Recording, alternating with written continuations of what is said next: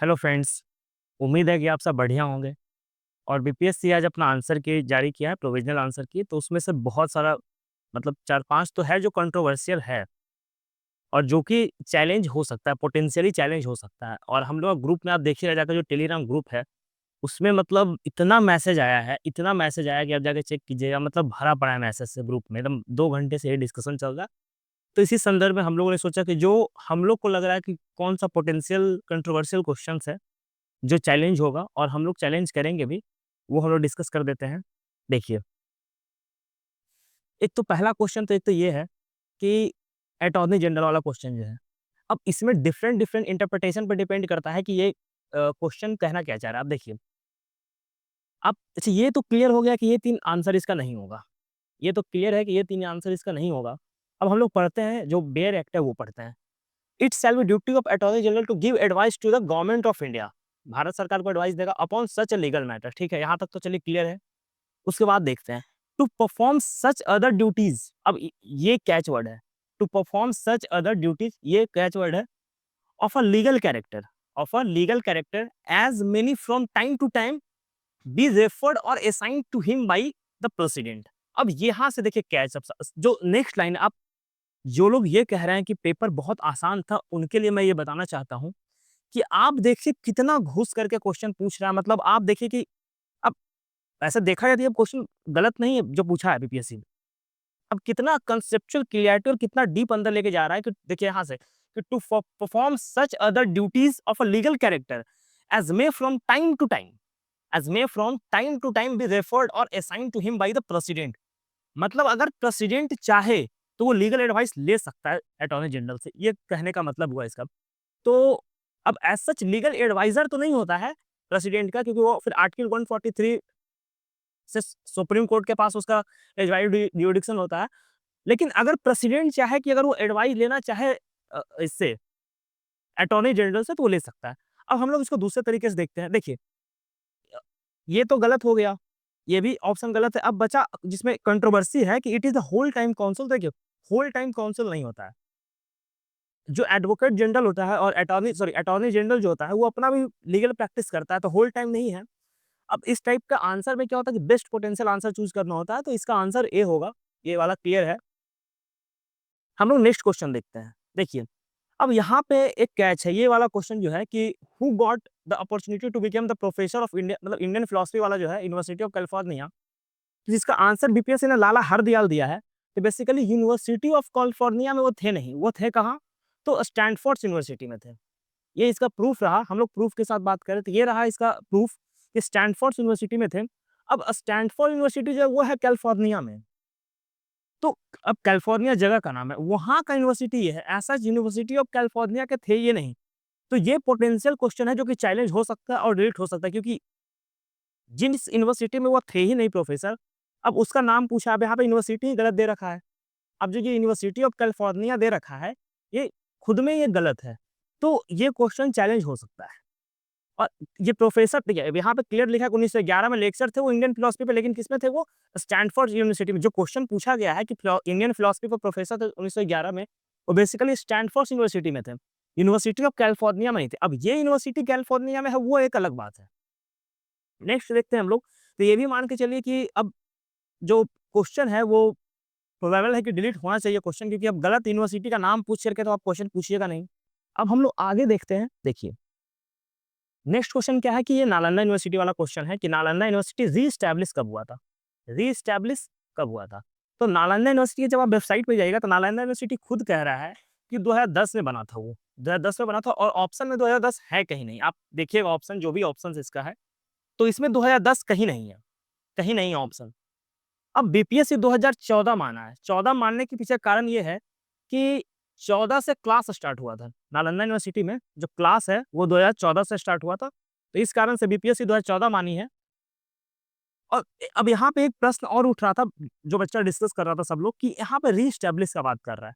तो भाई रीएस्टैब्लिश ये कुमार गुप्त के बाद वाला रीएस्टैब्लिशमेंट का बात कर रहा है कि जब बख्तियार खिलजी जला दिया था, तो उसके बाद का रीएस्टैब्लिशमेंट का बात कर रहा है, कब हुआ था। और वेबसाइट पे आप जब खुद पढ़िए तो वेबसाइट खुद लिख रहा है कि एस्टैब्लिश्ड ऑन द 25 नवंबर 2010। ये वेबसाइट खुद बता रहा है कि हम 2010 में एस्टैब्लिश हुए थे। जो वेबसाइट खुद कह रहा है कि हम 2010 में एस्टैब्लिश हुए थे, तो ये तो क्वेश्चन मोस्ट पोटेंशियल है कि डिलीट होगा।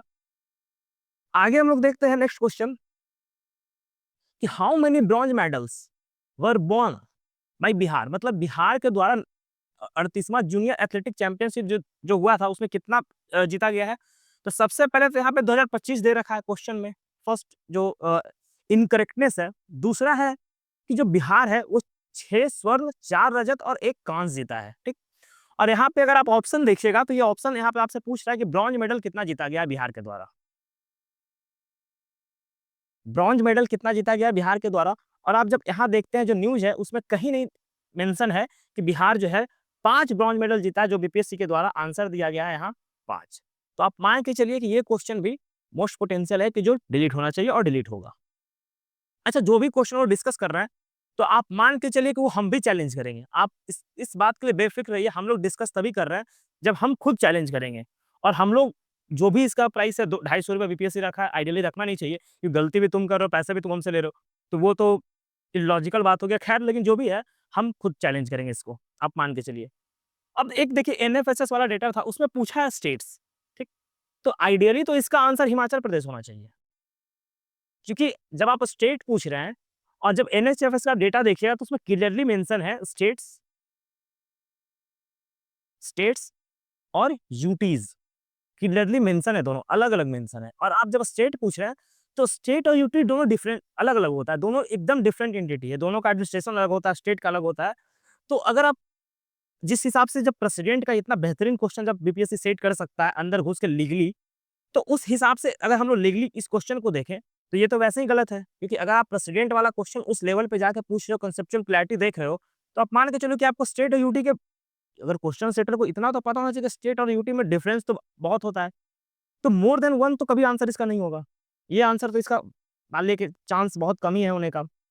तो इसका जो आंसर है वो हिमाचल प्रदेश होना चाहिए। अगर हम लोग बीपीएससी का जो लॉजिक है और जो बेसिकली जो एनएफएसएस का डेटा है स्टेट के थ्रू, तो स्टेट में हिमाचल प्रदेश होगा।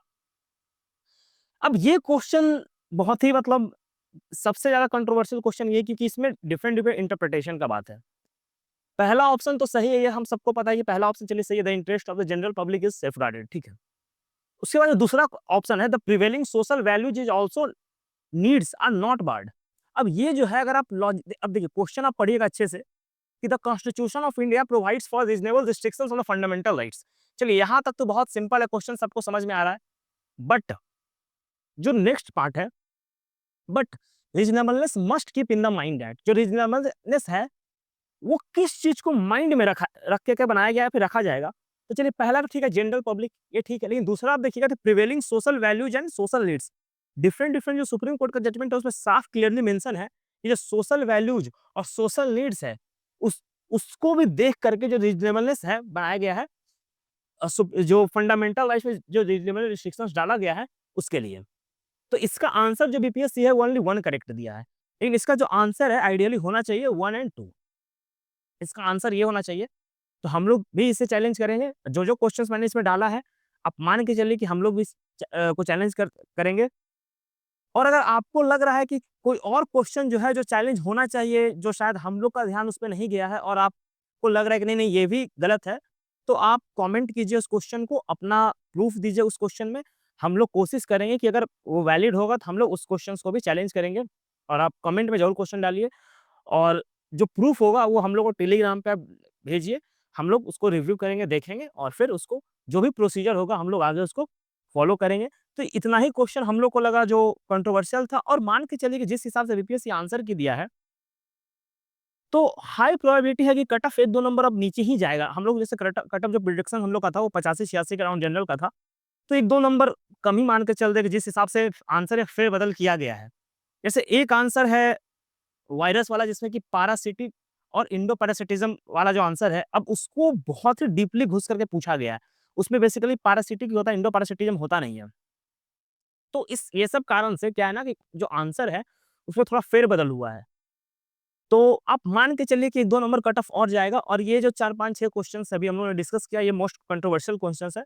आप भी अपना मत कमेंट सेक्शन में डालिए और अगर प्रूफ आपके पास है तो प्रूफ प्रूफ के साथ आप कमेंट में लिखिए, प्रूफ दीजिए, हम लोग उसको ज़रूर रिव्यू करवाएँगे। Thank you so much.